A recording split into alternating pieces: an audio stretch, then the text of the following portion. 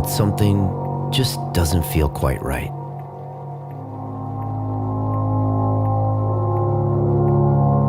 Sometimes I look at the world and wonder, why am I really here?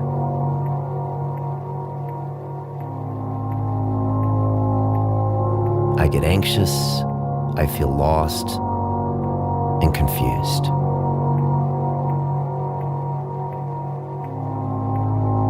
I have more friends than ever, but I don't really feel connected. I have all this information, but I can't find the truth.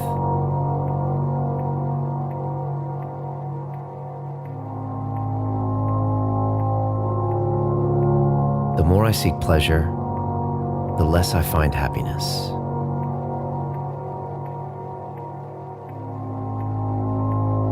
I don't remember the last time I played. I don't remember the last time I was scared. I don't remember the last time I felt human. Maybe the answer is right in the mirror. Maybe it is something that I took for granted my whole life. Maybe the answer is inside my own body. The only thing that connects me with who I really am. If I can understand that, maybe I can understand myself.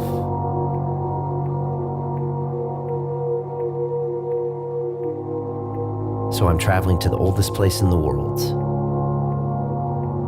to learn the oldest lesson known to man from the only person who can teach me.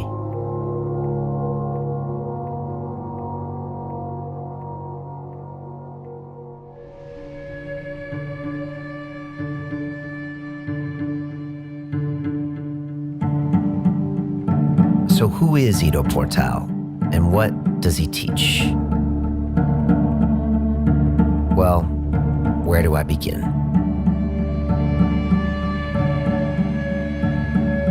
In 2014, a man walked into my studio, carrying all of his possessions on his back. He was a nomad, relentlessly touring the world city by city, teaching his message one person at a time. What I thought would be just another interview, instead, changed everything. Because I began to think of my body in a completely new way. You see, Ido is a man obsessed with human movement, who has spent his entire life in the pursuit of this knowledge. His subject, movement. His mantra, move. Move more, move better, move with more freedom, move with more understanding. Move, move, move. His teachings would attract a new tribe of practitioners with their own unique ideas, values, and character. Ido would call this movement culture. Then in 2015, everything would change when he began training the UFC fighter Conor McGregor. Suddenly, both Ido and his culture were elevated to a global stage, where the world would learn of lizard walks and spinal waves from one of the most well-known fighters on the planet. This was incredible for me to watch in real time. It was like some kind of a strange YouTube dream. Months later, Conor would be crowned the UFC champion, with Ido Portal right by his side. But for me, Ido was always the same person, just a man obsessed with finding the master key of human movement. And yet the more I understood of what Ido taught, the more I became confused. With more answers came more questions. And I soon found myself lost again in this concept that was so simple, yet so complicated. So when Ido invited me to Israel, I jumped at the chance. As a kid from the beaches of California, the Middle East had always fascinated me. A place with so many cultures and countries and languages and traditions. Where people created religion in search of salvation.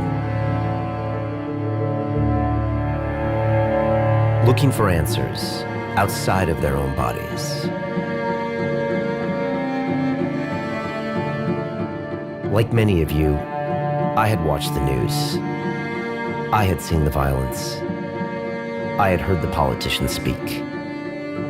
But I wanted to see what it was really like for myself.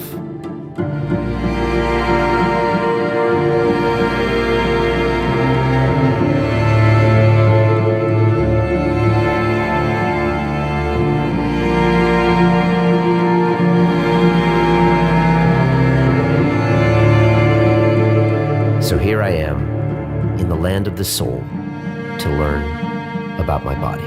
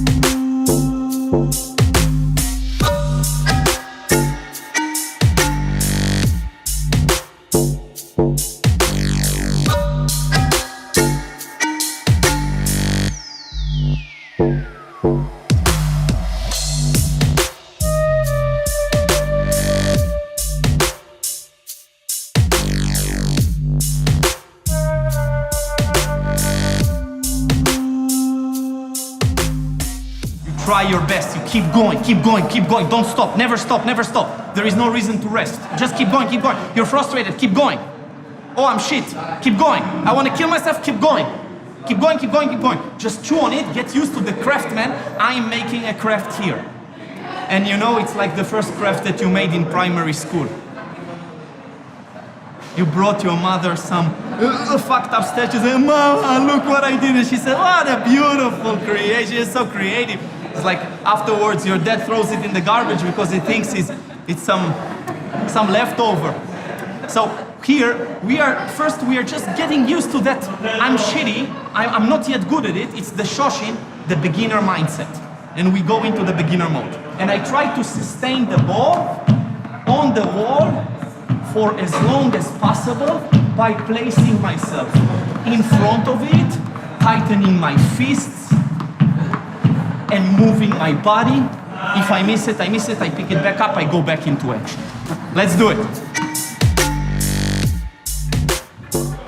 There he is. You know? How are you? I'm good.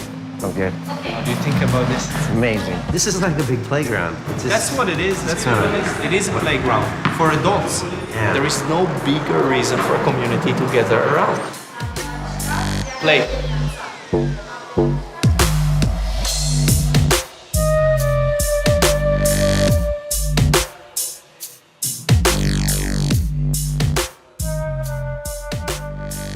I remember the first thing Ido ever told me. It's not about what you want to learn. It's about what the teacher want to teach you. And people hate hearing it. If you find a real teacher and if you find a real process, it doesn't matter what he teaches, what it teaches, what she teaches. It just matters that you found that thing. And so if I'll find a real violin teacher, I'll study violin.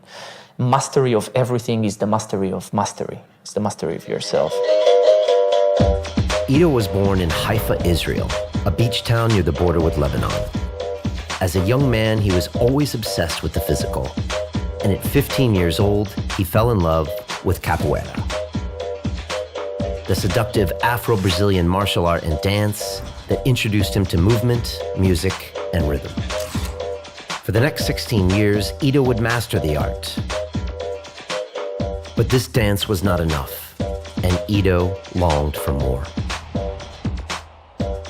So he traveled the world in search of a true movement teacher, learning from anyone in any discipline along the way. Athletes, yogis, dancers, gymnasts, circus performers, and fighters.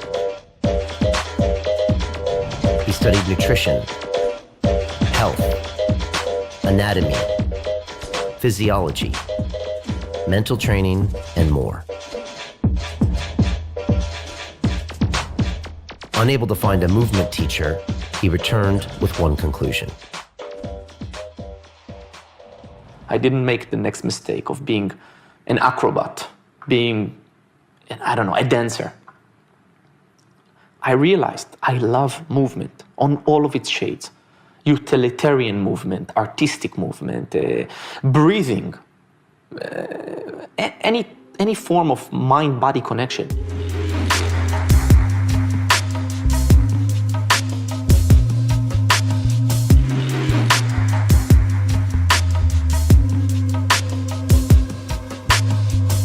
Boom, 1, 2, balance, feel it, place, balance, feel it, down. Don't drop down. Everybody sees that you're cheating. If you spend days on the rail, you would become the cat. But we stop challenging ourselves like this and we start to feel shitty, hence we don't like it. I challenge you to not like it when you're good at it.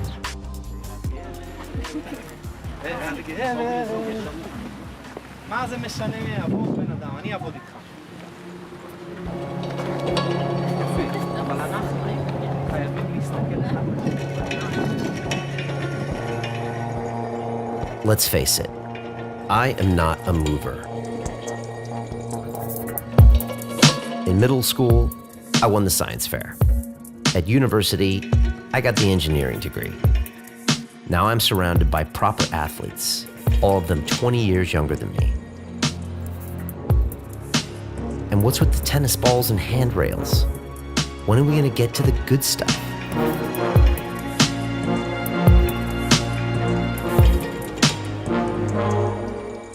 If it's too much and I give you a traumatic experience, you're not gonna go back into it.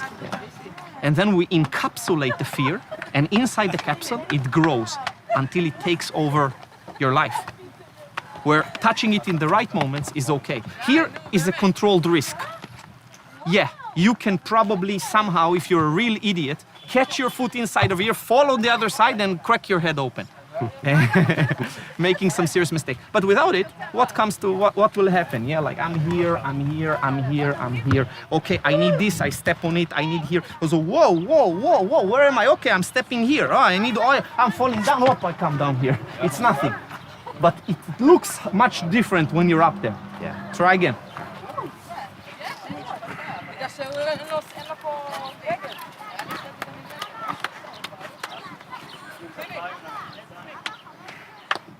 And breathing now. And a small smile as well. Yeah, this smile relaxes you. It's connected with the mindset. Yeah, just a small stretch of the lips. A fake smile. Faking it until we are making it. Small smile and breath. Release the leg. Standing on 2 legs is the hardest thing. Now you can use it for balance. The right leg, it's a huge part of your balance. And now you place it when you're ready. Breathe. The fear comes in, wants to make contractions. You manage it. Don't eliminate it. You'll never eliminate it, but you play with it. You dance with the fear. Don't overuse me. You did it. Now you did it. You took that step. Nice. Nice. Nice. Stop. Go back one step. You're good. Okay, we'll do the descent. Put the right foot. Squat down slowly.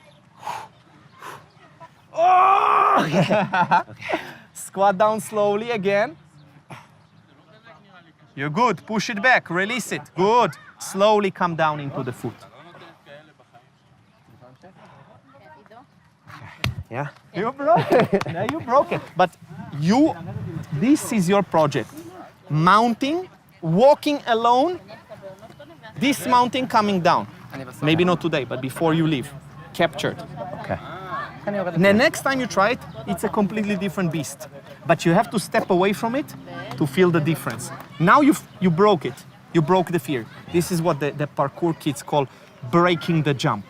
Right. It's actually breaking the fear of the jump or breaking the fear of the element. All of a sudden, it was possible. Did you feel it? Yeah. What was impossible before, what was paralyzing, all of a sudden, oh, I dared, and it's not so difficult. And it happened. Yeah, but I had to trust that process and make the leap when my brain was saying, don't do it. Yeah.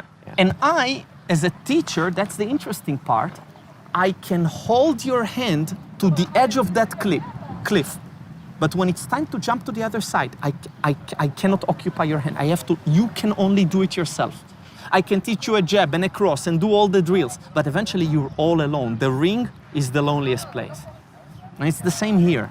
I can give all the tools and instructions, but you have to deal with that emotional, hormonal dump, that focus, that fear. So it's a beautiful moment of self-discovery and evolution.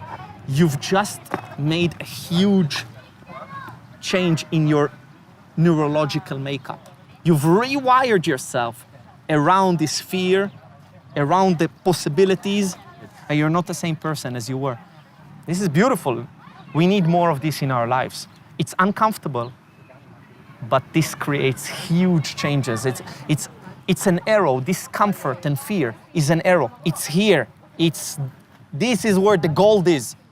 X marks the spot. It's here, but we go with the pleasure. That's not where the arrow points. And that eventually is not pleasurable anymore, and it kind of can destroy our lives. But where our fear resides, this is where real growth is, and discomfort and pain is part of it.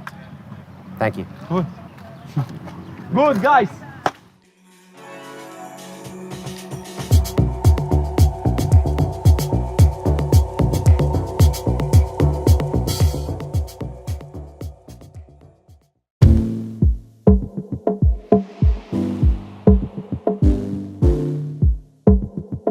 My name is Odelia. I practice movement for a living. I came across Ido's work in capoeira, and I directly recognized there's something different about the approach, about the quality of the work. I had to learn from this person, so I just started to train with him, and then we shifted into other worlds. I had a car accident around 10 years ago. I was just driving the car on my way to Haifa to meet Ido and the guys, and someone ran into the car behind me, and I nearly died. I broke 4 vertebrae in the lower back, L1 to L4. I was lying in the hospital bed, and I was thinking, I wonder where will I be in 5 years from now? Will I be able to walk? Will I be able to do this? And then after a few weeks, this question still, I remember the day that I was lying and thinking about, because I couldn't walk, I couldn't move. And I realized that it doesn't matter. I try to live every day, like, I know it's a bit cheesy, but as if it's my last. But it really is, it really could be.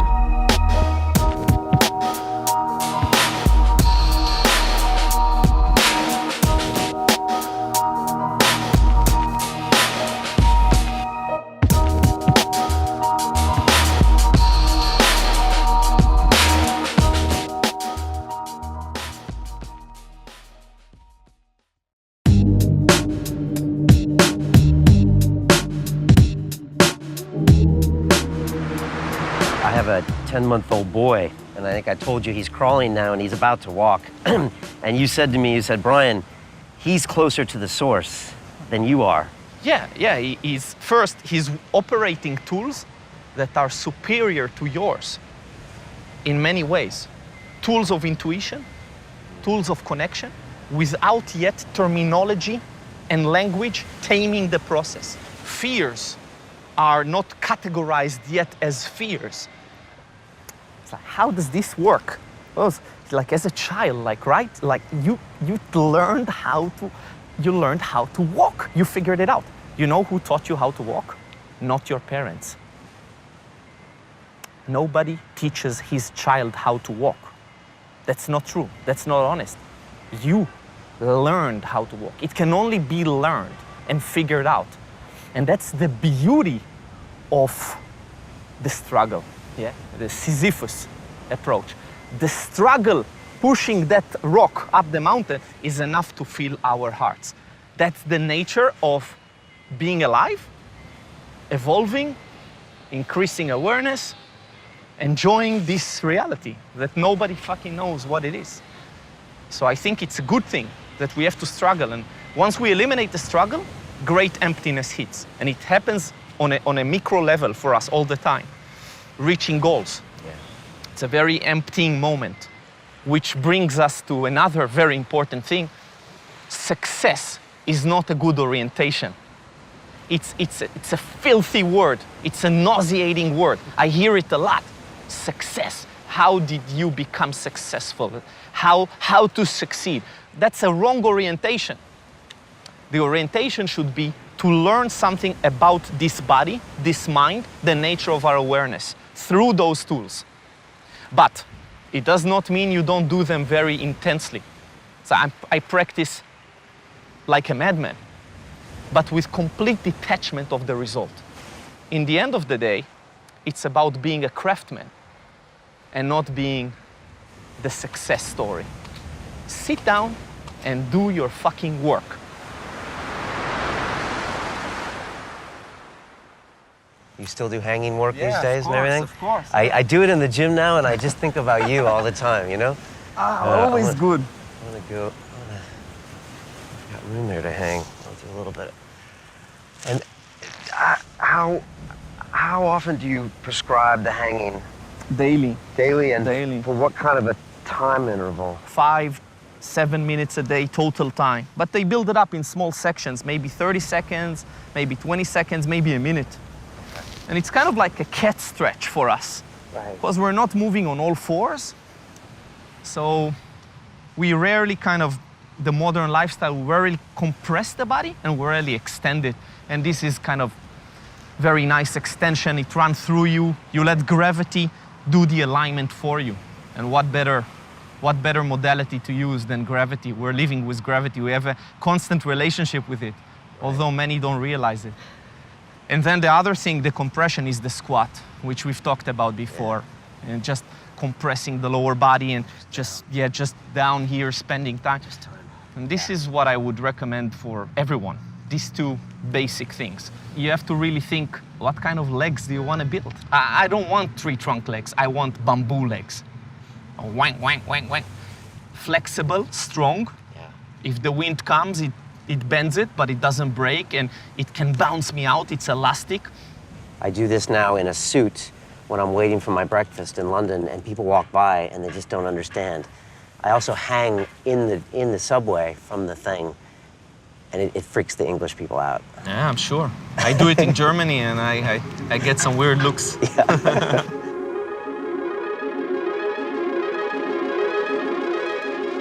I think many people are very much stuck in their own world, in their own lack of movement, and what we're trying to bring is movement to the public and to make people join us and to do rail outside and that people see what we do, to bring movement and life and everything that we do out there, to as many people as possible, not to become couch potatoes and like Ido would say, Homer Simpsons.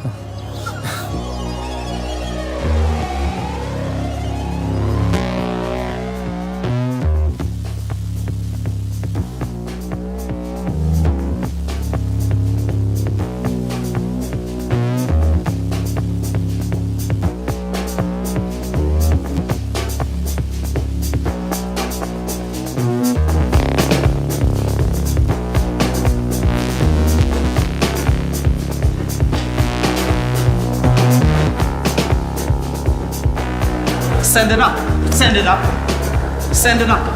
Hop, hop, hop, hop, hop, go.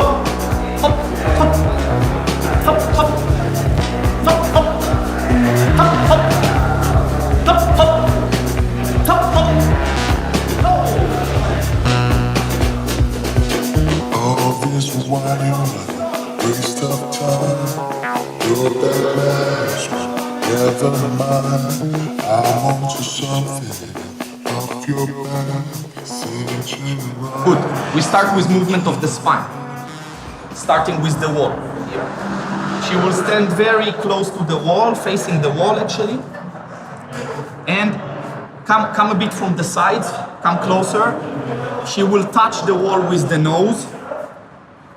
And then she will touch the wall with the chin. And then with the chest. And with the chest to the ribs.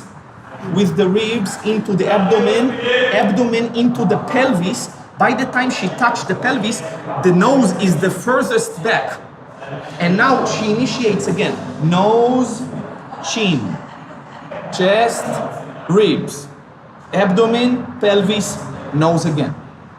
And she does this very, very slowly like this. And little by little, it will start to form a wave as she comes close to the wall, but she does not touch it anymore. And she starts to wave her spine. Wave her spine.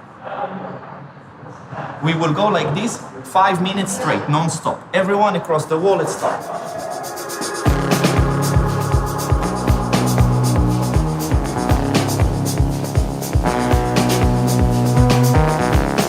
This is about fine motor control, terminology, movement terminology. The control of the body, the articulation, the separation for the sake of integration later on, for the sake of improvisation later on. Good. If I was a yoga teacher, I would say one wave, a whole world, or something like this.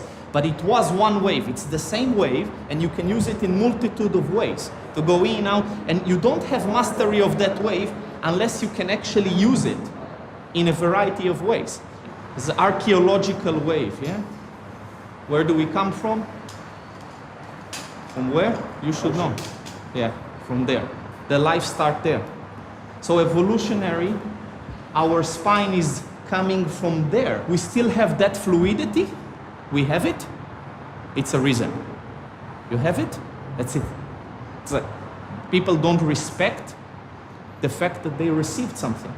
I have a leg, I use it. I have a spine, I use it. Most people don't respect it. So when do they respect it? They hit the wall.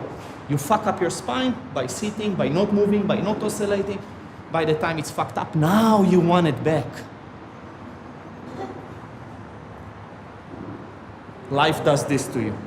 Life asks you, do I have something in my eye? You're not going to get it. It's too late. Yeah? And the biggest depression can be resolved with that. A near-death experience. It's enough. It kills all it's the Prozac. You know? A small accident, like a car accident. An appreciation of your spine. Odelia broke her back. It's like, okay, I want that back. I thought I didn't need it. No, I need it.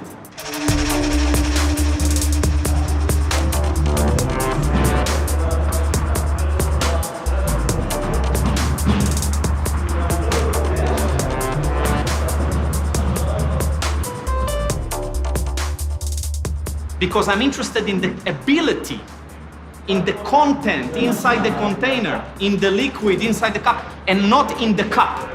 The tennis boxing game is the container. What is the contents? Rhythmicality, footwork, sense of distance, accuracy. Touch my hand. It's not easy to touch that ball, to catch it, yeah?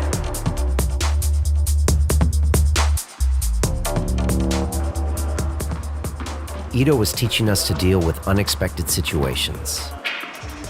The randomness of the ball and the unpredictability of our fists force the brain and body to move and react in new ways. Ido once told me, "I don't plan, I react." He was teaching us to embrace chaos, to be anti-fragile, to grow stronger with randomness.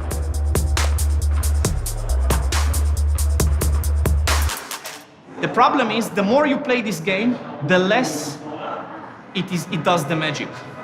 And at the same time, the more you play the game, the better you become at it.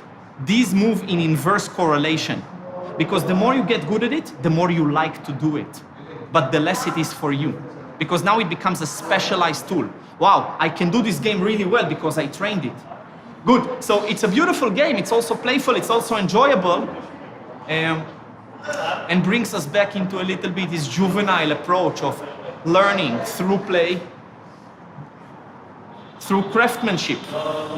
As a child, you don't go into the competitive mindset right away. You're more in a playful mindset. Let's play. You don't think to yourself, oh, he's better than me when you're 2 years of age. You just play. You're not orienting yourself towards success, and when you fail, you're done, you're over. You're not orienting yourself towards things that are temporary, but you orient yourself towards something bigger. Craftsmanship, self-mastery, self-discovery, evolution. My movements are beautiful today, but maybe tomorrow my movements are not beautiful anymore, but I'm not basing myself in beauty. It's not about just moving beautiful and looking beautiful. Yeah, and I did the eyebrows for the shoot. I don't base myself in that, because that is going to get over. Your teeth are going to get down here. The ball sack is decreasing 1 millimeter every year of a male's life. Yeah? Gonna walk with it on the floor a few years, dragging it behind. So we are declining, we are destroying, the body cracks, we get injured, we age. We age now, not tomorrow. We age. We are born into the grave. So let's base ourselves in something else. Let's do the play. Let's discover.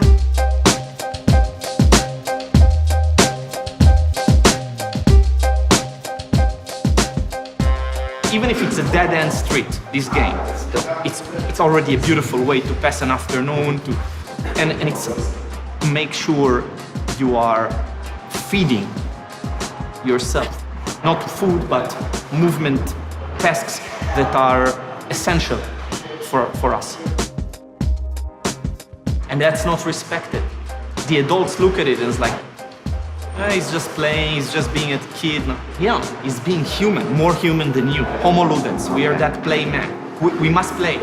It's our way of being, it's our way of developing, surviving, everything. Animals play, and they precede mankind. So play is bigger than humanity. It's not like you become old, you stop playing. You grew old because you stopped playing.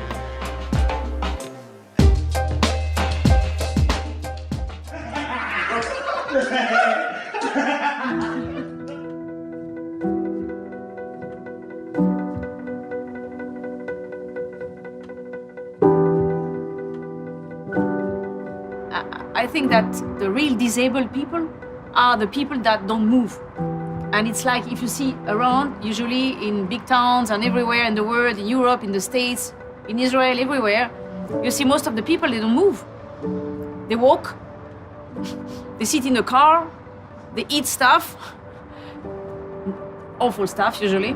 They look at TV. I mean, they are very stiff and they don't move. They don't try to challenge their body. And so they don't try to challenge their mind either. I mean, it's all together, you know.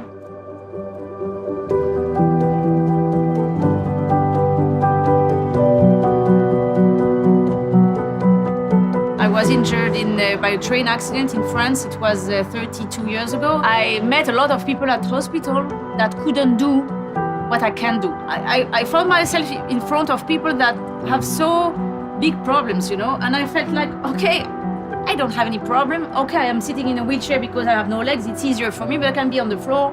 I can climb, I can do everything. I'm like a monkey, you know? And then I had the feeling that I have to move for those who can't move. The guy who can't move his arm, I am moving for him my arm, because I think it's like I have a so great privilege, I have to use it. I have to use it. And I don't think everybody has to deal with sport at a high level. I think everybody has to move. Meaning, you have a lift and you have stairs, take the stairs. You have I don't know what, you have a car and a bike, take the bike. Not the electric bike, you know, the normal bike, the tiring one. You can run, you can jump, you can dance, just do it.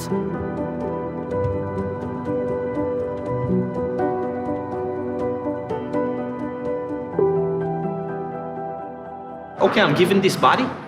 That's enough reason for me to respect that tremendously. I'm not gonna degrade this body. I'm not gonna destroy this body. But because I was given this, it's enough reason for me to go full on with it. To learn about it, to operate it, and to work with it, and to explore it, and to understand it.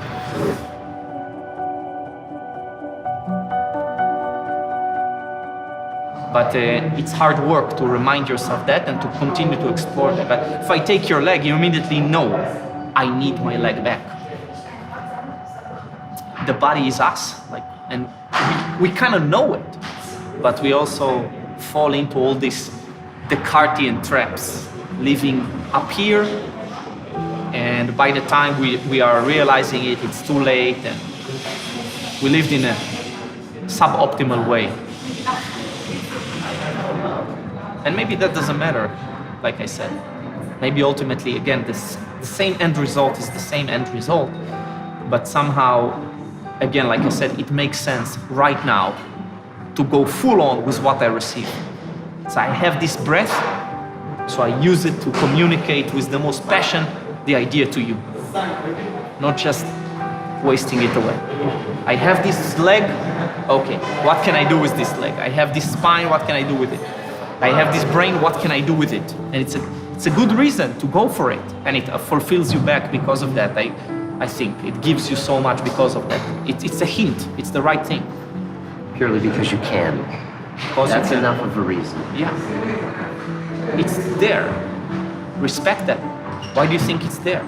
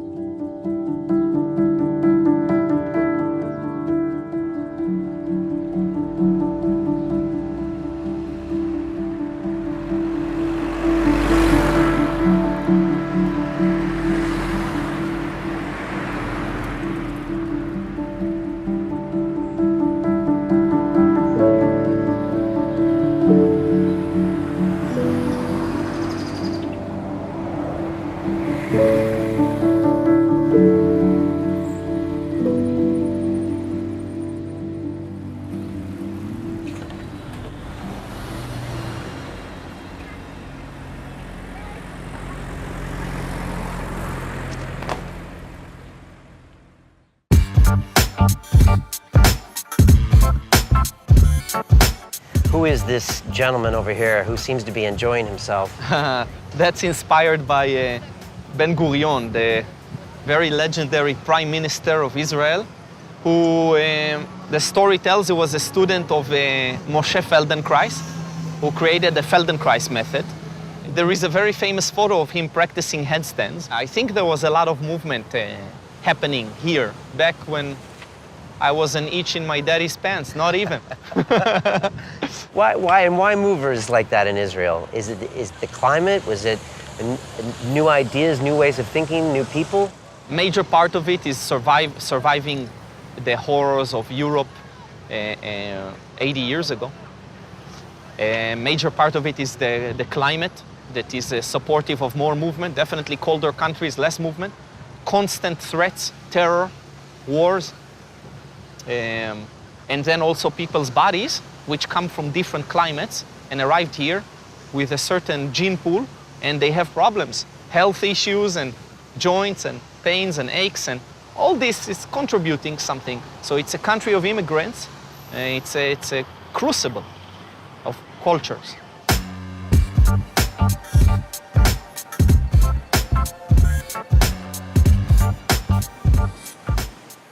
On my flight over here, they gave me a pillow and they gave me a blanket, and it was just about the right temperature. I had water, a little bit of food. I was extremely comfortable. And I'm curious what you think about killing people with comfort. And are we a little bit too protected now as humans? It's a common issue, it's a common problem. We've taken the road of satisfaction, protection, safety, pleasure, comfort to a ridiculous level. We are oversensitive and over-alarmed by certain things, and that fear creates its own problem and pains and issues around it, sometimes more than the actual condition. Fear is an extremely powerful thing in our lives. It's one of the most primal, basic inputs that we use, but it took over our lives because we come from an environment with many dangers and risks, and it was a very potent protective tool, but now it became a hindrance. I think happiness is not a good orientation, but fearlessness is a much more powerful thing. You will never be fearless, but the orientation might be good for us nowadays. Less fear and more awareness of how do I perceive things, everything. We are creating this environment by how we see it and the narrative that we make of it. The narrative is the story that you tell yourself. Brian is a story. If you take it down into the most tiny bits, Brian doesn't exist. It's a collection of stories. Hence, what really happened to you is not as powerful as what you tell yourself happened to you. Now, old school psychotherapy, Freudian, was dealing a lot with that. What really happened? What happened there? Let's dig into it. It's not as powerful as the stories that you tell yourself. We are the sum of the stories we tell ourselves. What story had I been telling myself? For 40 years, I had pursued money and success, my twisted version of the American dream. It brought me emptiness. So I created a new story, London Real. It was scary, but worth it. Now I am the student, always learning, always beginning. I was starting to see Ido as much more than a teacher of movement. Instead, he was using his tools to connect us to what we really are. Our pure essence, our original nature, helping us to understand ourselves in order to understand everything else. To abandon what we're good at and embrace what we sucked at. Shoshin, what the Japanese call the beginner's mind.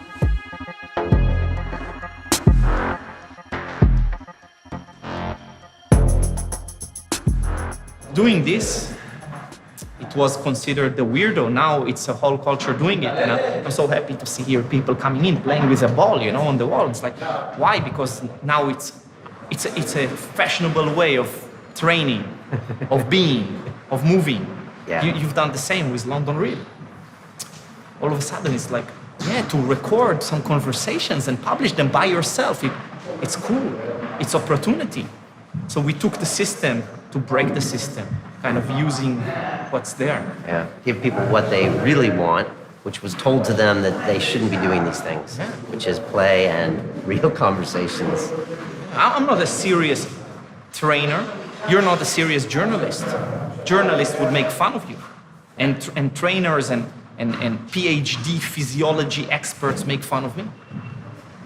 But it's too powerful. You can't ignore it anymore. And so, they have to respect it eventually.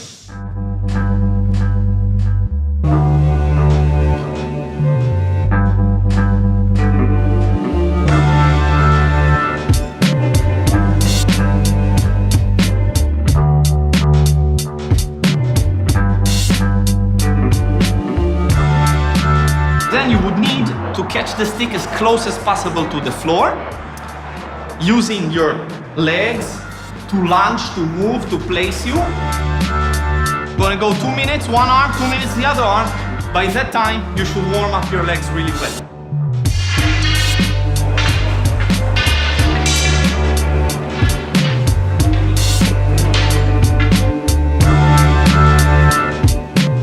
I can use squatting, and I can use lunging of all kinds, and I warm up my legs in a real way. It's not like you're preparing this way, and then you go to a judo match, and you're in a perfect way. Life looks weird. Pause a tennis game on YouTube. What do you see? So this is a much more real way to prepare the legs. Because if you do prepare the legs in these perfect positions, you can't move for shit. These are the worst movers on the planet. Fitness people. They are the people who invest the most amount of time into their physical practice and move the poorest. Of course, the couch potatoes are worse. But for the amount of time invested in movement, they are the worst.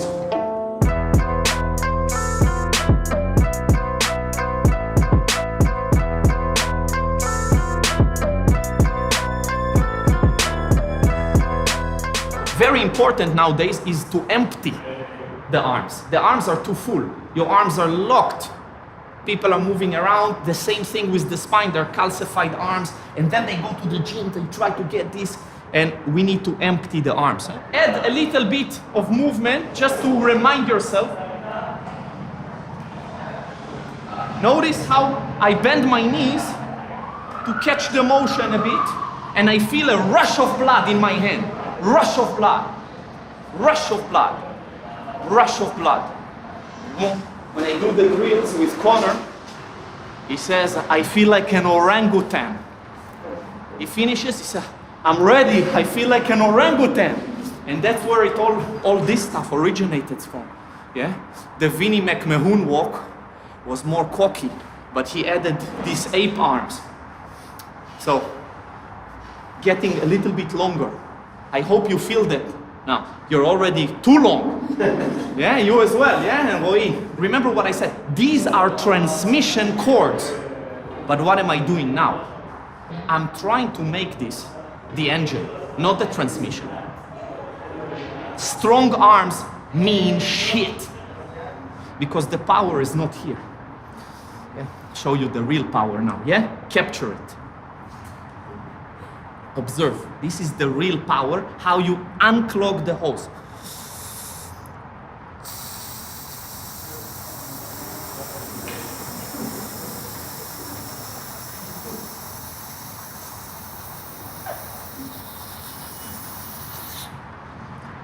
This is nothing, this is not here, it's not here, it's here. Look, turn around. Look at this. This is a sign of power. Look at how the low back, look at the thickness of the low back. It's a lot more in the extremity, the end of the chain and the end of the chain. It's here. That's why we're obsessed with this. Yeah? Boom! It's this. It's that engine. It's that makes the power. But we became focused on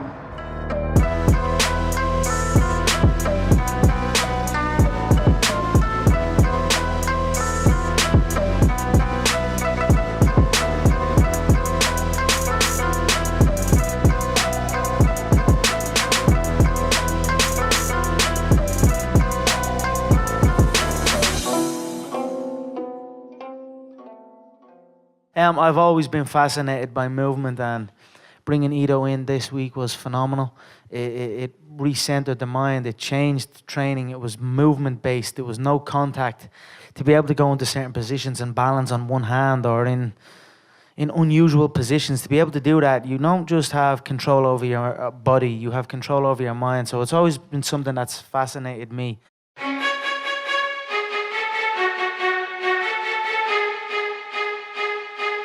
What do most people do when they are the very best in the world at something?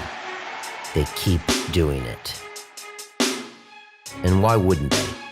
It brings them fame, money, and success. But what if success is the wrong orientation? What if being fearless is a better approach? Well, it seems as if Conor McGregor is about to find out. Considered the very best mixed martial artist in the world, he has decided to enter a completely new arena: boxing, where his kicks, his elbows, his chokes, his 20 years of martial arts training cannot be used. A sport where he has zero professional experience.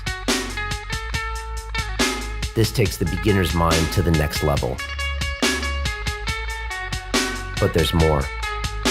His opponent is a man considered to be one of the greatest boxers of all time, Floyd Mayweather, with a flawless 49-0 record. So how can Conor win? He must use something unorthodox, use something unexpected, use something counterintuitive, use Ido Portal. There are more rules, which means if you could introduce some new movement principles that Floyd's never seen, it could really be that master key or mega principle you're talking about. We meet two different animals, kind of like an octopus and a lion. There are a few ways to approach it for Conor, and I'm not sure where it's going to go. One of the ways is to box with the boxer, and that's of course is a very difficult thing to do. Another thing is not to box with the boxer, is to find loopholes inside possibilities, scenarios, which are still allowed within the boxing realm, and above that as well, just confidence and fighting spirit and heart is a huge factor here as well. Of course, both possess that. You might say it's impossible, but that's the point. Go to where the fear is, and all of the world will be watching. Because deep down inside, every single one of us knows this is what life is truly about. It's the essence of being human.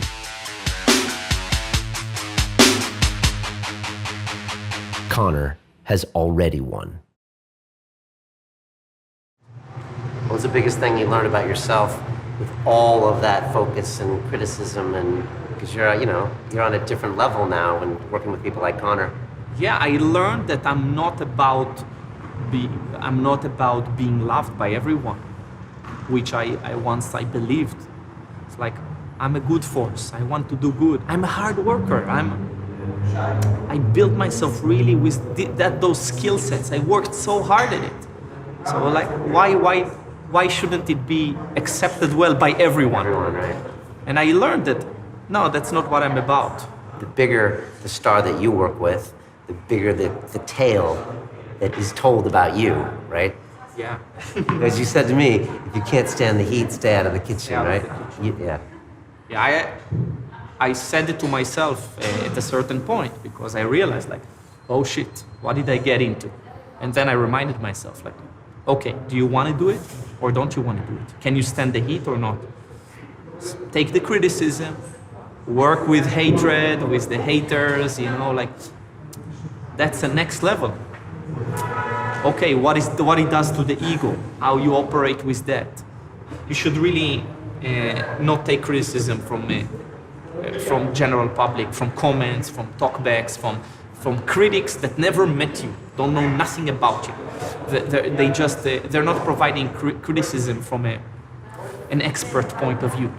Their egos are screaming, their own jealousy, their own insecurities, or their just lack of understanding in the subject matter. But if you never met me, you never took a class with me, how do you want to criticize what I'm doing?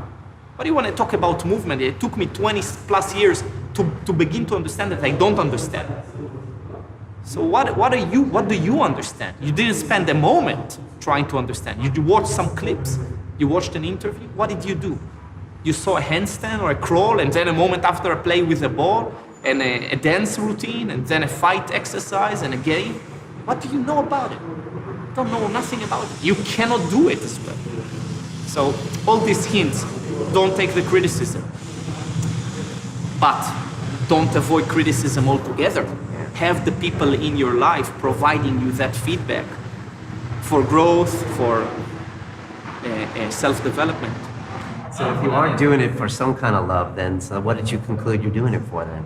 I'm doing it for my own self-discovery. It's being interested. It's discovering. It's growing, and it's passing time in that way. Because all we can do is just pass time. That's all we're doing, right? Like people ask me, why are you doing it? It's a way to pass time. It's a good answer. I once heard it from a martial arts teacher.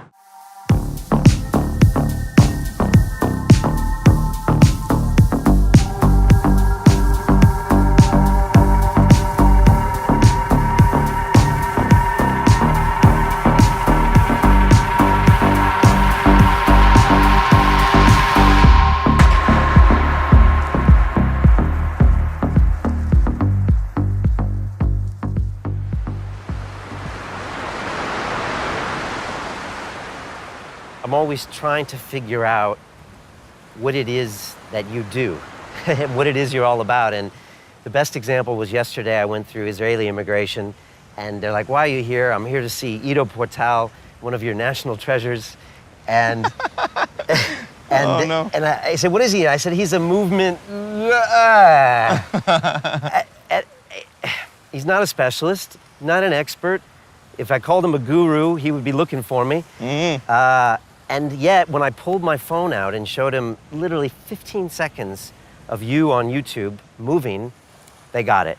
Not only did they get it, they were excited, and they wanted to know more about it, and they were pulling the other immigration officers in to look at your video. Why does this happen?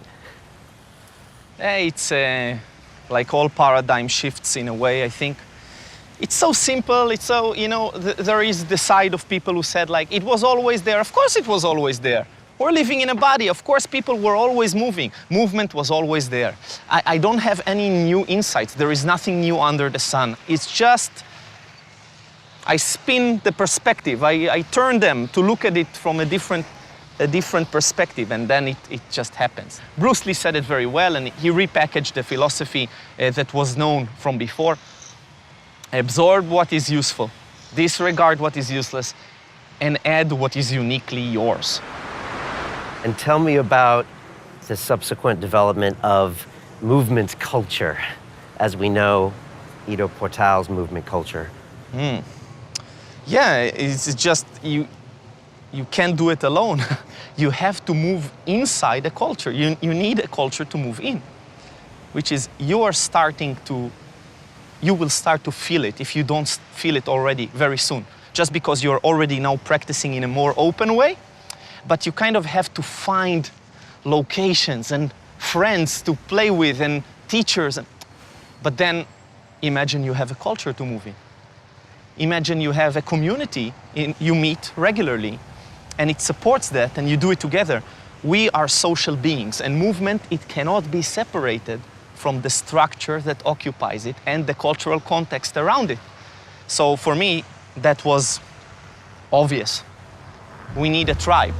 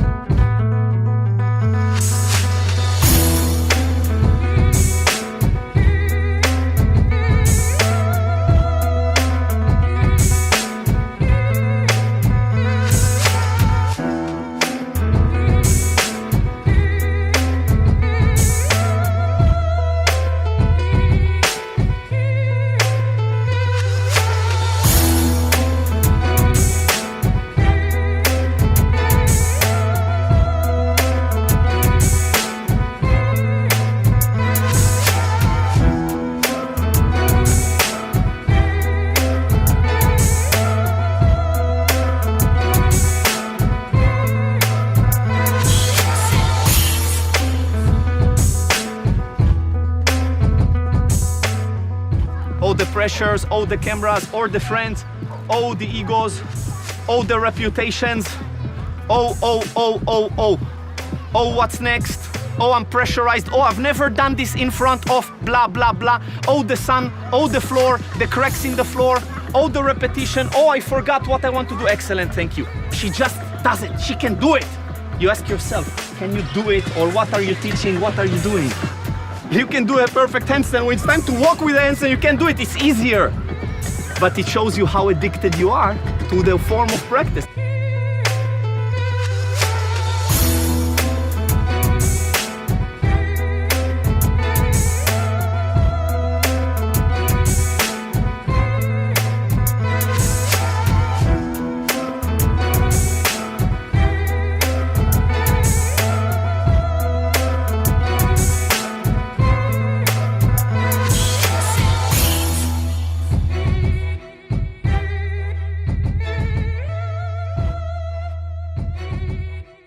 Look at my best trick, I'm going to do it now.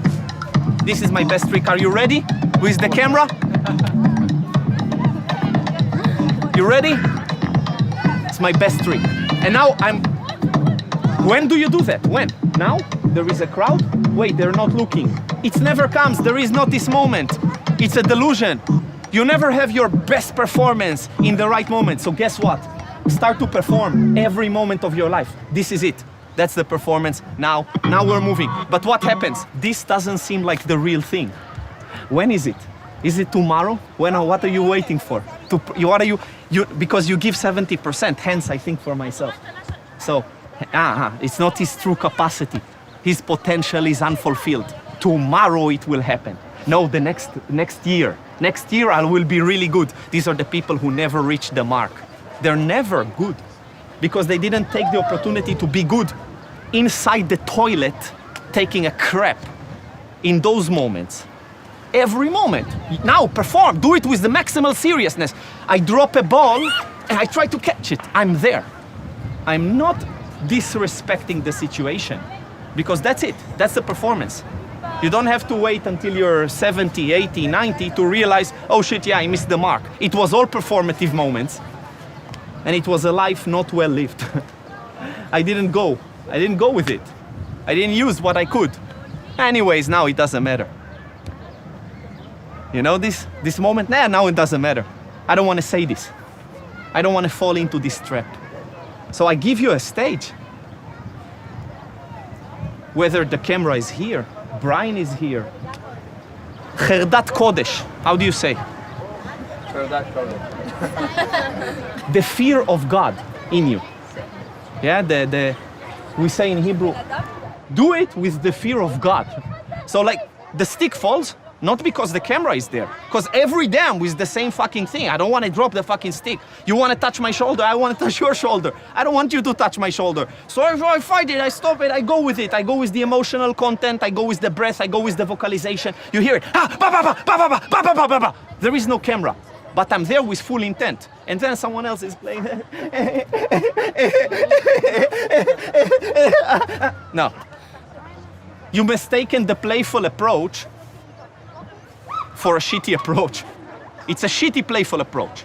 You can have a serious playful approach. You can have a shitty playful approach. But being playful doesn't mean you don't do it full on serious till you bleed.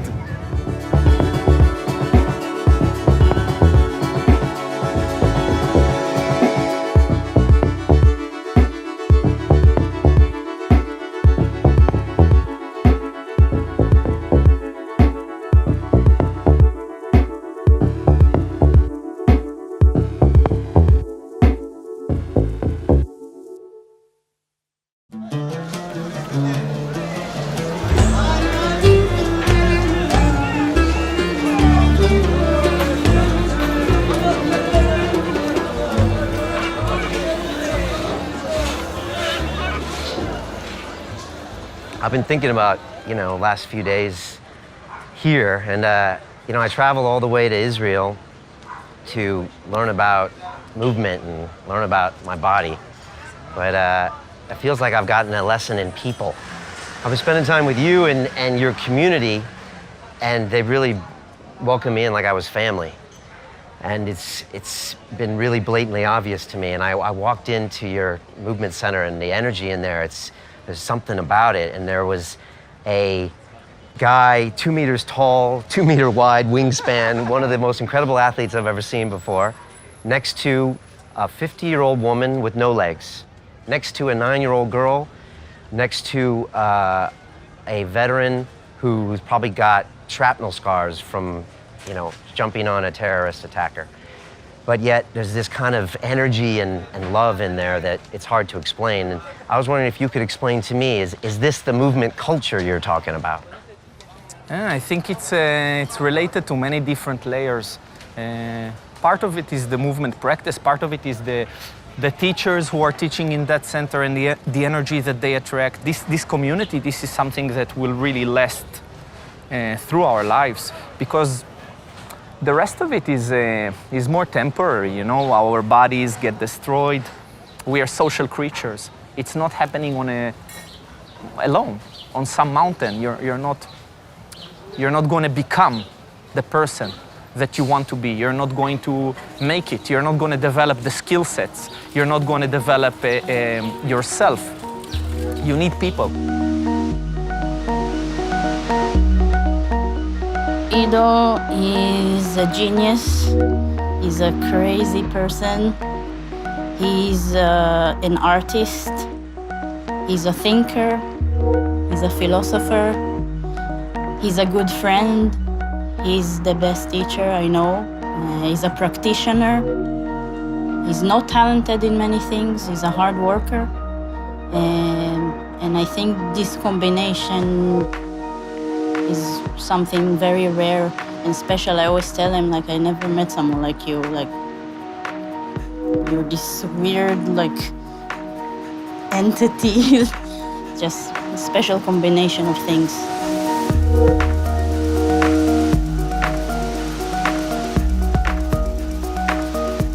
For a nomad, Ido has built a very big family, full of people who have connected with themselves and with each other.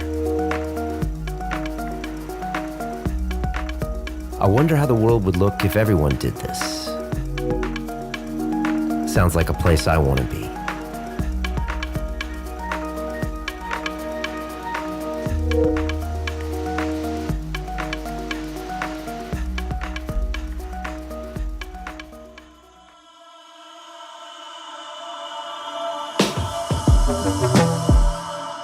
I've lived in London for over 17 years, but something feels different on my return.